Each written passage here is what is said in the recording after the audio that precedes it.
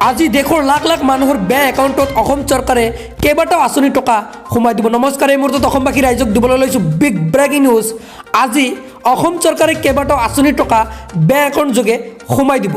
কোনবোৰ আঁচনি টকা সোমাব সবিশেষ এই ভিডিঅ'টোৰ মাধ্যমত আপোনালোকক জনাই দিয়া হৈছে।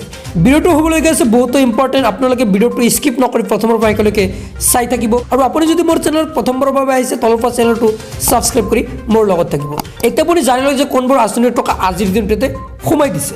প্ৰথমত অৰুণোদয় আঁচনিৰ টকা অসম চৰকাৰে আজিৰ দিনটোত সোমাই দিছে। দ্বিতীয়টো হ'ল অৰুণোদয় 2.0 আঁচনিৰ টকা আজিৰ দিনটোতে সোমাই দিছে। অৰুণোদয় আঁচনি 2.0 টকা কিন্তু সোমাই দিছে। তাৰপিছত শ্বহীদ কুশল কোঁৱৰ বৃদ্ধ পেঞ্চন আঁচনিৰ টকা সোমাই দিছে।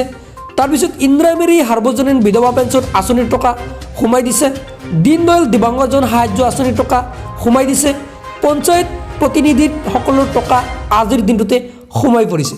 হয়, এইকেইটা আঁচনিৰ টকা কিন্তু আজিৰ দিনটোতে সোমাই দিছে। আৰু অসম চৰকাৰে যি অৰুণোদয় আৰু পেঞ্চনৰ বাবে এটা দিন ধাৰ্য কৰিছে যে 10 তাৰিখ পেঞ্চন আৰু অৰুণোদয়ৰ দিন, প্ৰতি মাহৰ 10 তাৰিখে কিন্তু একাউণ্টত কিন্তু অসম চৰকাৰে সোমাই দিব টকা। কিয়নো 10 তাৰিখ ছানডে, তাৰ বাবে কিন্তু হয়তো আজি টকা সোমাই দিব।